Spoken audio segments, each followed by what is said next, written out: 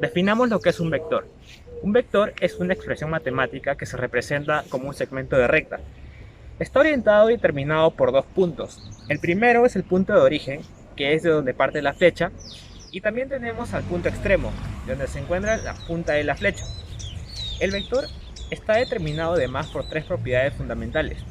El módulo, que representa la longitud de esta flecha, la dirección, representada como el ángulo que forma el vector con la línea horizontal, y también el sentido, que nos indica hacia dónde va la flecha. Los vectores a los que hacemos referencia en este video son los llamados geométricos euclidianos y sirven para representar magnitudes físicas tales como fuerzas, velocidades, posiciones o desplazamientos. Para representar direcciones en el espacio es conveniente usar el vector unitario. ¿Cómo lo definimos? Es aquel vector que tiene como módulo la unidad y puede tener cualquier dirección siempre y cuando ésta sea la misma la del vector original. Además, es adimensional y su magnitud se representa de la siguiente manera. Operaciones con vectores. Los vectores se pueden sumar, restar, multiplicar por otro vector o por un escalar, pero no se pueden dividir. En primer lugar tenemos a la suma y resta de vectores. Para esto tenemos dos métodos. En primer lugar, el método cartesiano.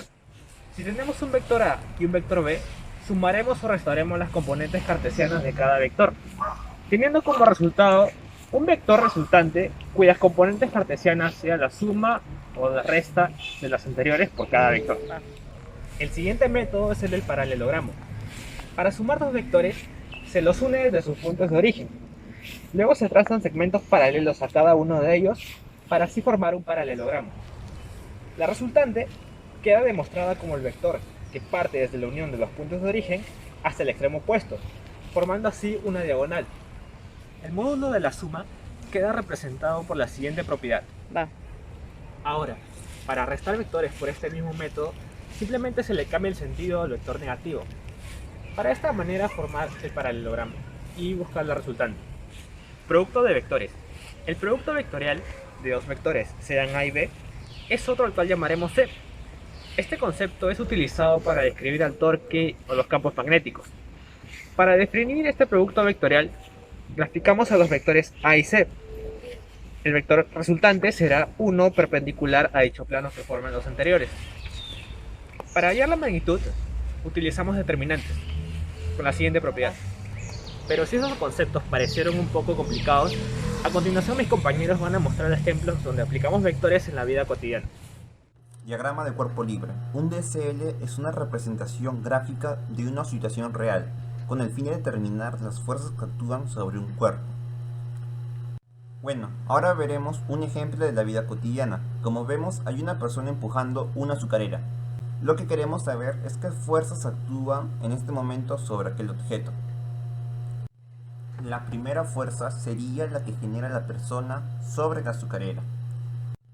Sin embargo, todo cuerpo tiene una masa y por lo tanto un peso, el cual actúa hacia abajo.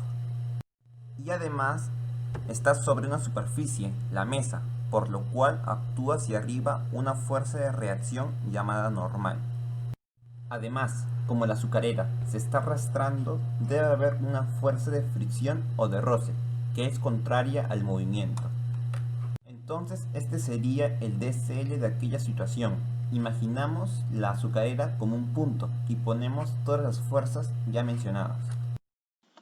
Estática proviene del vocablo griego staikos, que significa quieto o estacionado.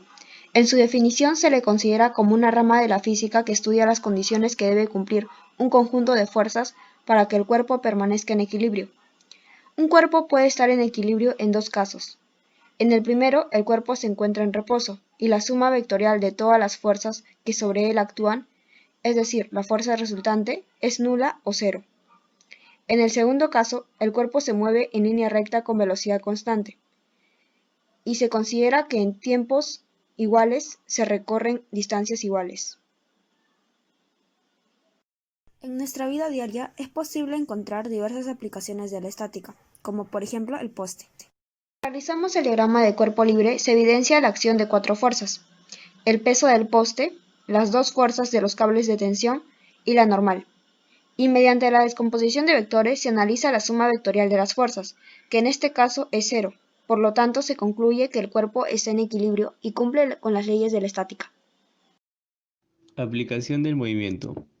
En este caso, se presentará al vector de desplazamiento, el cual define la posición de un punto o partícula en relación a un origen A con respecto a una posición B. El vector se extiende desde el punto de referencia hasta la posición final. Durante la trayectoria recorrida por la bola de billar intervienen distintas fuerzas. Una de ellas es la fuerza con la cual es lanzada la bola, y la otra, contraria a esta, vendría a ser la fuerza de rozamiento. Por último, tendríamos a la fuerza de gravedad y a la normal, las cuales se encuentran en direcciones opuestas. Al momento de llegar la bola de billar a la posición B, esta impacta con otra similar y se generan distintas fuerzas, las cuales vendrían a ser la fuerza de acción y de reacción. Sin embargo, se mantienen la fuerza de gravedad y la normal. Así como los vectores los aplicamos en nuestra vida diaria, también podemos aplicar estos en nuestros campos de estudio en diferentes disciplinas, sobre todo en ingenierías. Otro ámbito en el que se usa es en la química. Por ejemplo, en el desarrollo de una reacción, los reactantes deben colisionar con una orientación adecuada en el cual se expresa la definición de sentido del vector para que se pueda formar los productos adecuados. Asimismo, podemos usar los vectores en casos más específicos.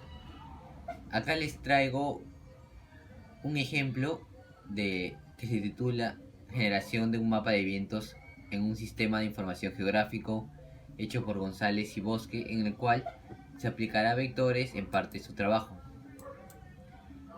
El viento es un desplazamiento del aire predominantemente horizontal. Acá nos vamos a enfocar en uno de los factores, que es la velocidad del viento, el cual es un vector resultante formado por el viento de gradiente, la fuerza geostrófica, que es producida por el planeta Tierra, y la fuerza ciclostrófica. Acá se puede apreciar que h es la velocidad del viento y el ángulo θ es la dirección del viento. Acá lo expresamos para continuos cálculos. Se descompone la velocidad del viento en sus factores, dado que queremos hallar de forma más específica con respecto al norte, que es en y, y con respecto al este, que es en x, dando que y es igual a la velocidad del viento por el seno del ángulo de θ, y x, la magnitud con respecto al este, es igual a h por el coseno del ángulo, y acá se aprecia otra forma de representarlo.